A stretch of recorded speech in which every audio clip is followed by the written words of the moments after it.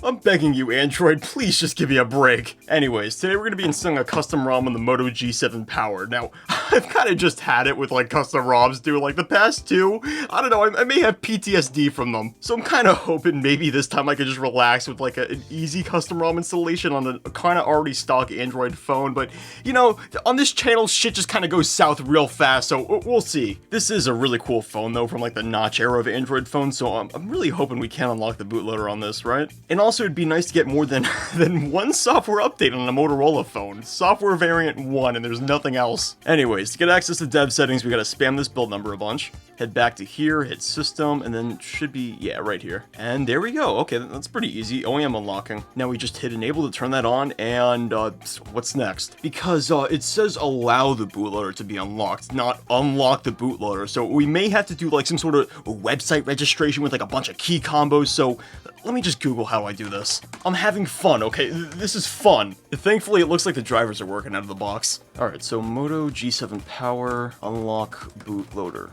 Wait, what? Brave search? Oh, who did this? Your settings were changed by an unknown app. Yeah, I wonder what app inside of the Brave web browser changed the search engine to Brave Search. I only want to be spied on by the right company. All right, checking Google, we've got a guide to unlock the bootloader on XDA. Prerequisites, we need ADB, the drivers installed, and we need OEM unlock enabled. We've got all of those done, so now we just have to enter the bootloader with ADB devices. Oh, you know what? On the phone, we also got to enable USB debugging. All right, perfect. It finds the phone just fine. All right, now we ADB reboot bootloader. Fastboot Ocean S. What is that, like the code name for this? Now that we're inside of the bootloader, we just have to retrieve the phone's unlock data and submit it to a website. Okay, here we go. All right, so we got to punch in fastboot OEM get unlock data. Waiting for any device. What do you mean? It's right here. Maybe I like unplug it, plug it back in. All right, cool. It seems like we got a fun new issue to take care of because the computer is blind. Is it maybe like a driver conflict? I thought it set up fine. Other devices, Fastboot Ocean S.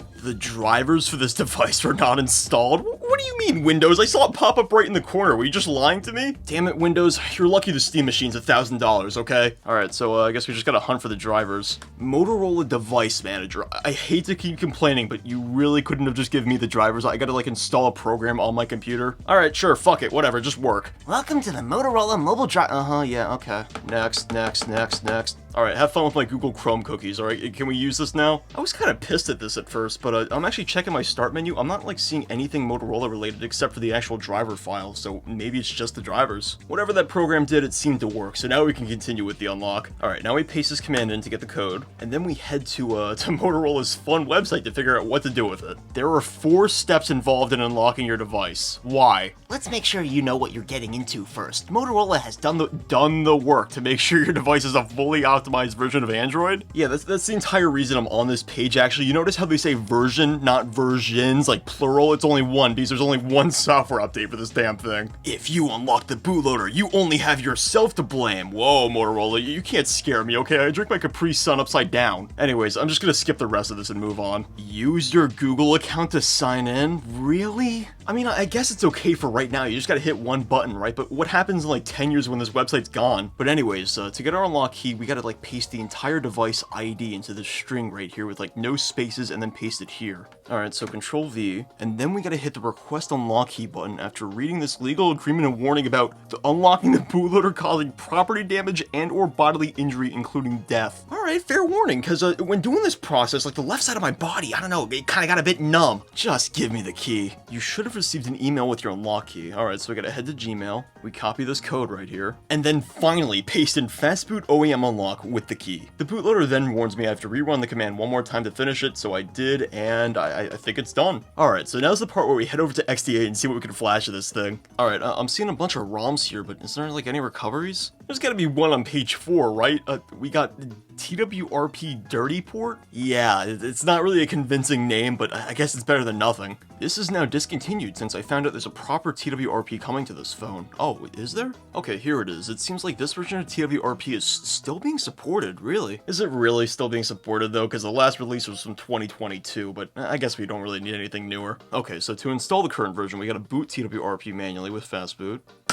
Alright, now while we're inside here, take a look at the top near the notch. We have to use ADB to push the TWRP zip installer onto the device. Now we just swipe to install the zip, and we have a custom recovery on this thing. So while we wait for this thing to cook, let's take a look at XDA. We got SailfishOS. I think that's Linux. We'll definitely do that one later. CR Droid on Android 15, Evolution X on Android 15. Alright, yeah, we'll get into the really weird ROMs in a sec, but for now I just want to do standard Lineage OS on Android 14, just to see how well the phone handles it. To find the downloads, we have to go to a GitHub page. Here it is, right under the Android 14 section, but just take a look at this GitHub page, dude. He's built like so many custom ROMs for different Motorola phones. Okay, a bit of time later, after letting the Lineage OS zip file download, we gotta sideload it using ADB sideload, send the file to the phone, let it download, and we should boot into Lineage OS. You know, if it doesn't error out first. To flash additional zips, please reboot recovery and switch to the updated slot. We're currently booted into slot A, so I guess we'll choose slot B. Oh, okay, doing that kind of just boots us back into the stock ROM, so, you know what, maybe this is happening because I didn't, like, wipe the partitions yet, which I probably should have done. Alright, so it turns out that wasn't really the fix either, because, I wiped everything inside of TWRP, same exact, like, K device open issue. So I was doing some research on the issue, K install device open error, and it turns out, this guy tried to install a custom ROM on, like, Android 10, right? As soon as he upgraded to 11, it worked just fine. So keeping that line of thinking, I'm assuming, like, okay, so you know what, maybe I missed, like, a security update or something, so I set the phone up again, and yeah, just absolutely no software updates with this thing. Usually when I run into an error with TWRP, just, like, changing to an older version tends to fix it, so let's see if that does something here. You know, the deeper I go into this downgrade process, the more I think it's gonna work, because take a look at this old file name. It ends in 11-0, and this one ends in 10-0. Alright, so after downgrading TWRP, I tried it again, and we get the exact same error here, so I'm kind of just done with Lineage OS. So instead of that, we're going to try out Evolution X on Android 15 first. There we go. Okay, so Lineage OS was the problem the entire time, so now we just gotta let this cook. Or, alternatively, it could just not work and, like, take 30 minutes to work, so, maybe we gotta move this to the SD card for it to work? Alright, watch this not work. God damn it. Okay, change of plans for the 5th time, okay? So instead of using TWRP, because nothing I do in there works, we're gonna try a custom recovery for Evolution X. This is relaxing, okay? I'm having fun. I'm totally not mad that I didn't develop a better hobby like a drug addiction. Alright, so here we are inside of the custom recovery. Now we go to factory reset, get rid of all the data. Now we apply update, choose it from the SD card. And please work. It's not immediately quitting, but is it doing that thing where it's gonna take like 30 minutes? Oh, there we go. Okay, finally, thank you! To install additional packages, you need to reboot recovery first. Okay, sure. After rebooting, I'm not seeing any additional prompts, so I guess the ROM's installed. Oh, okay, there we go. Finally, Android 15 on the Motorola G7 power. Welcome to your Evolution X. Okay, so it's probably supposed to say welcome to your Pixel, judging by like the background animation here, but we'll take a look. It's asking us to set a pin, but I'm guessing the fingerprint sensor is going to work too, right? I'm not really complaining here, but it kind of feels like it's a bit too easy to add your fingerprint because I'm just like tapping the thing on the back and it's scanning just fine. Set up face unlock. Okay, you know what? If I use it on this phone, chances are you go up to any white guy on the street, hold the phone up to him, it's going to unlock. And after hitting skip and do it later a total of 50 more times, we're finally ready to use the device. So how does the OS feel? Is it like fluid or... I could feel a bit of a stutter, but it's really not that bad. I am really liking the stock Android experience on this phone though, especially because we didn't get Material U on like the Android 10 this phone was abandoned on. Oh, and you know what, speaking of which, what's inside of settings? Evolver, evolving like never before. Oh, okay, I see. This is like the customization section of the ROM. Monet, oh, this is like the Material U colors, right? Accent color, does this work inside of like the menu up here? I'm not seeing it. After doing that, it seems like it turned some settings off. What are we even doing here? Color source, home wallpaper. Okay, so yeah, can we like just change that manually? Oh, that fixed it. I mean, it is pretty cool being able to customize like the Material U accent to whatever you want without having to like rely on the wallpaper background, but it's just not exactly what I wanted. Like when I hit pure red, I wanted everything to be like this ugly, like only red shade, but we kind of got like a, I don't know, like a maroon. You know what? Why don't we just start hitting random buttons? Background color, whole palette. I mean, I'm still not seeing much. I guess background color is pretty neat because you're able to like change the background to blue, which I think it should always be, and then like get like some kind of like hint of red in the text. Overall though, I guess that's pretty neat, but where's the really freaky stuff? All right, what about new morph? Oh, okay, that's what it is. That is, wow, that is really ugly. Wait, we can do those same tweaks to every single like UI element inside of Android? Okay, you know what? Let's make notifications really ugly. What does the iOS one look like? Yeah, that's not close at all. It kind of looks closer to like a, I don't know, like a prototype version of Material 1, actually. And of course, we gotta change the font to Comic Sans. Whoa, okay, you know what, maybe Apple's got a point when they try to like lock down their software and prevent customization. I gotta be honest though, this still looks leagues better than that one Samsung font. You know which one I'm talking about. What's inside of miscellaneous though? Smart pixels. Save battery by shutting off extra pixels. Where? Oh, it like literally turns off pixels inside of the display. If you zoom in really close, everything's kind of got like that, I guess you can call it like a Samsung like privacy display kind of look to it. But instead of disabling the pixels to like hide it when you're looking at the phone at a certain angle, it just does it to save battery life, which I consider actually a pretty good feature because I can still like read text on the phone itself, so I really wouldn't turn it past 75% of pixels disabled though, because look what happens when you enable it. I can't even tell what letter that is. Alright, I think I showcased pretty much everything cool about this Evolution X custom ROM. So knowing what we know now, like how to install the custom ROM with like this weird custom recovery thing, I'm gonna run a quick benchmark and compare it to Lineage OS once I'm done with that. Alright, and the score we get is 268 for single core over 1057 for multi-core. Alright, now we're gonna try, keyword here being try, to flash Lineage OS onto this thing and run the same test. As it turns out, there actually is an official Lineage OS page for this device, so we can just grab the recovery from this page. And when I click on that to download the recovery, I was expecting like something ancient here, but we actually have a release from June 28th, really? I genuinely think that's the first time I've installed a custom ROM on a phone that's like still actively supported and like getting security updates, so that's pretty cool. Oh, and by the way, flashing the recovery over, it's the exact same process as Evolution X. Alright, now apply update, apply from ADB, and now we're booted into Lineage OS. Yeah, weird. Same thing with the fingerprint sensor. Kind of just feels like I'm petting the phone. All right, how much smoother is this? Oh yeah,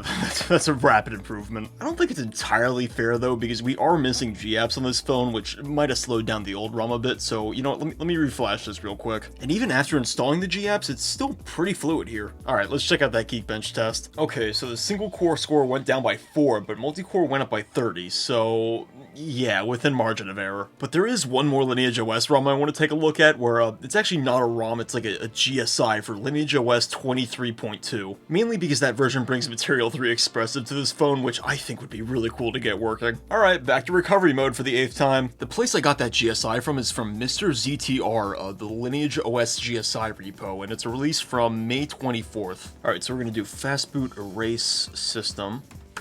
Permission denied. What? So it turns out we can't erase the system partition, but it's going to let us flash something over it. But that doesn't work either because the GSI I've got, it's too big for the phone. Now we could use the ER-OFS ones for like a smaller file size, but that's not going to work because I tried to flash it already. No dice. So I guess we're going to have to go with the EXT4 vanilla one.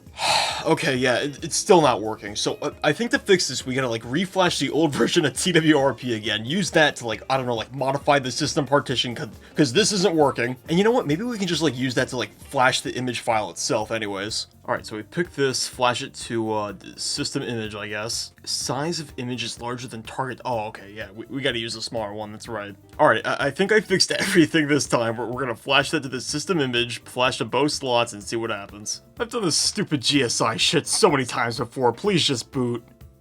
Fuck! No, I'm not doing that shit again, okay? I'm done with the GSI. We're just gonna move on to the Linux thing, okay? I would love to get Material 3 Expressive on that thing, but either GSIs work or they don't, and it doesn't seem like it's working and it's already 4 AM, so no, I'm tapping out. Wait a second, didn't I like say something at the start of the video about this gonna be like relaxing? Yeah, that didn't happen. Okay, so to do this, we gotta download all these files down here, boot into TWRP. After that, we're supposed to do a factory reset. Then we're supposed to, flash the Lineage OS 17.1 file, but that's not gonna work because this fun issue keeps popping up. Alright, so it's back to Lineage OS recovery. I just flashed Lineage OS 17.1 and then flashed SailfishOS on top of that, so let's see if it boots or, if we got another GSI situation here. It's kind of taking a while. Wait a sec, did it work or did it not work? It just seems like we booted into Lineage OS here. Yeah, it turns out this is just stock Lineage OS, so I must have done something wrong. Also, that's pretty cool. Apparently there's like a light next to the earpiece speaker. I never knew that was there before. Alright, so a bit of an update. I tried it 3 more times, followed the instructions exactly, except for TWRP, which doesn't want to work, and Yeah, we're just back on Lineage OS, so we gotta find some other ROM to use. In place of the Linux ROM, why don't we try out this OS that I've never seen before? Corvus OS? The best system in terms of gameplay and stability. Okay, so it's like a gaming focused ROM? Alright, we've got like a bird here with like strobe lights. Oh, and that's cool. If you weren't having a seizure already, apparently the light up there turns on. There's no setup screen here, which I think might be an error on my end, but just taking a look at the ROM itself, it kind of just like feels like a deep-loaded version of Lineage OS. Apparently to the point where we don't even have a web browser pre-installed, so how am I going to download APKs on this? I guess we could use USB file transfer, but isn't that kind of stupid? Oh, but don't worry, instead of an extra browser, which we don't need, we have an extra camera app. Thank you. Oh, and even though we're running Android 12L on this thing, apparently they didn't bother to update the AOSP keyboard, so we're still working with like the Android 5 one here. I guess at the end of the day, these are all nitpicks because, you know, I could work around them in like a minute, but I really would have just appreciated if you like pre-installed via browser. Before we run the Geekbench test with this thing and see what it gets, I kind of want to see if we can like, I don't know, trick the phone into thinking like Geekbench is like a game or something. Game space. Okay, so this is kind of like how it works on Google Pixel, where you like swipe down for the notifications, you hit the button, you get like 4 options. Add, Geekbench, preferred mode, performance, there we go. Oh, wait a second, is there anything different inside of theming? Use custom color, we've already done that before. Linear lightness, accurate shades, I don't know what those do. But the coolest thing here for me is definitely white luminance, because if you turn this all the way down, you get Material U OLED. Words can't express how much I wish this was on stock Android. You can also make your quick settings panel transparent, which I personally find really cool, but I think I've already showcased it before. You gotta admit though, it just looks so cool with the blur though. But anyways, let's see what kind of performance we can squeeze out of this thing. And the results are a tiny bit underwhelming, but overall, not too bad. I mean, we still can't break 268 on single core, but at least we get 40 more for the multi-core. And with that, I think that's about it for installing a custom ROM on the Moto G7 Power. For an older phone from like the 2019, 2018 era with like kind of like a larger battery, this is actually a pretty good value today. I mean, you saw that there was like a Lineage OS build still being maintained for it. I am a tiny bit disappointed I wasn't able to install the GSI or, you know, like the Linux ROM on this thing, but that guy maintaining the Lineage OS repo, 23.2's got to come to it sometime, right? One phone I'd like to custom ROM in the future though is like one of those modern Motorola's where it's like 120 hertz, you got like a MediaTek process. Okay, you know what? Scratch that. We gotta get at least a Snapdragon here. Anyways, thanks for watching, and let me know down in the comments. What do you want to see custom? Oh, you know, you're gonna fucking torture me, right? You're gonna suggest like another Xiaomi phone. You know, I would do a Huawei, but I can't import those into the US, so maybe some year. But yeah, I'll see you later.